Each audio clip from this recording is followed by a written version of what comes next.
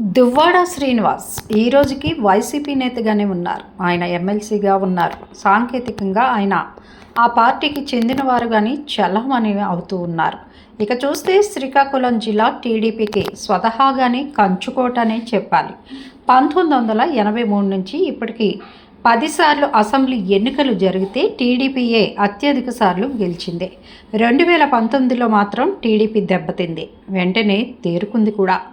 ఇలా ఉంటే వైసీపీకి జిల్లాలో పూర్వ వైభవం కోసం అధినాయకత్వం చేస్తున్న ప్రయత్నాల సంగతి పక్కన పెడితే వర్గపోరు తీవ్రంగా ఉంది. పార్టీ అధ్యక్షుడు ధర్మాన కృష్ణదాస్ మెతక వైఖరితో ఉంటారని, అధికార పక్షం మీద ధాటిగా విమర్శలు చేయరని అంటారు. అదే విషయం ఒకటికి 10 సార్లు చెబుతూ దువ్వాడ శ్రీనివాస్ కూడా కేడీ బ్రదర్స్ అని హాట్ కామెంట్స్ చేస్తూ వస్తున్నారు.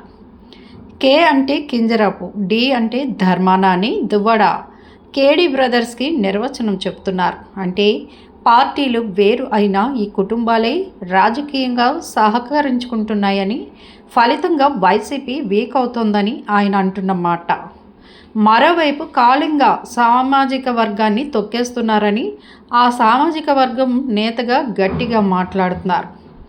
దువ్వాడ తనదైన దూకుడు రాజకీయం చేస్తూ అటు ధర్మాన సోదరులను, ఇటు వైసీపీని కూడా ఇరకాటంలో పెడుతున్నారు. ఇదిలా ఉంటే తన చావుకు కుట్ర చేస్తున్నారని ఆయన తాజాగా సంచలన ఆరోపణలు చేశారు. తన చావుకు మాజీ మంత్రులు ధర్మాన ప్రసాదరావు, ధర్మాన కృష్ణదాస్ కారణం అవుతారని కూడా ఆరోపణలు చేస్తున్నారు. తనకు బెదిరింపు ఫోన్ కాల్స్ వస్తున్నాయని కూడా ఆయన తెలిపారు. ఆయన ఇదే విషయం మీద శ్రీకాకుళం జిల్లా ఎస్పీ మహేశ్వర్ రెడ్డికి లిఖితపూర్వకంగా ఫిర్యాదు కూడా చేశారు. తనకు గన్మెన్లను కూడా రక్షణకు ఇవ్వాలని కోరారు. సవాల్ చేసిన దువ్వాడ శ్రీనివాస్ సవాల్ చేస్తూ వస్తున్నారు. తన్ను వైసీపీ నుంచి సస్పెండ్ మాత్రమే చేశారని, బహిష్కరించలేదని చెబుతున్నారు. సత్తా ఉంటే బహిష్కరించి చూడాలని కూడా ఆయన ధర్మాన సోదరులకు సవాల్ చేశారు. తాను అప్పుడు మరింతగా స్వతంత్రుడిని అవుతానని, ఆ మీదట జిల్లా రాజకీయాల్లో తానేంటో చూపిస్తానని ఆయన అంటున్నారు. ఇక దువ్వాడ అయితే ధర్మాన బ్రదర్స్ని ఎక్కడా వదలడం లేదు. సోషల్ మీడియాలో వారి మీద విమర్శలు చేస్తూ పోస్టులు కూడా పెడుతున్నారు. దాంతో ఇప్పుడు మాజీ మంత్రుల మీద ఫిర్యాదు దాకా వచ్చారు. ఈ పరిణామాలు జిల్లా వైసీపీలో కొత్త చర్చకు దారి తీస్తున్నాయి. అసలే పార్టీ ఇబ్బందుల్లో ఉంది.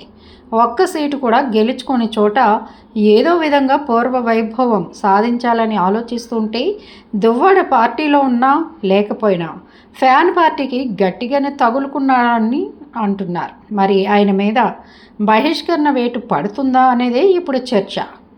ఒకవేళ అలా చేసినా ఆయన వైసీపీని, ఈ మాజీ మంత్రులను టార్గెట్ చేసుకోవడం అయితే ఆగదని అంటున్నారు. మొత్తానికి వైసీపీకి జిల్లాలో దువ్వాడ వర్సెస్ ధర్మాన బ్రదర్స్ వివాదం పార్టీని పూర్తిగా ముంచుతోందన్న చర్చ అయితే సాగుతోంది. రానున్న రోజుల్లో ఈ వివాదం ఎక్కడి వరకు వెళ్తుందో చూడాలి మరి.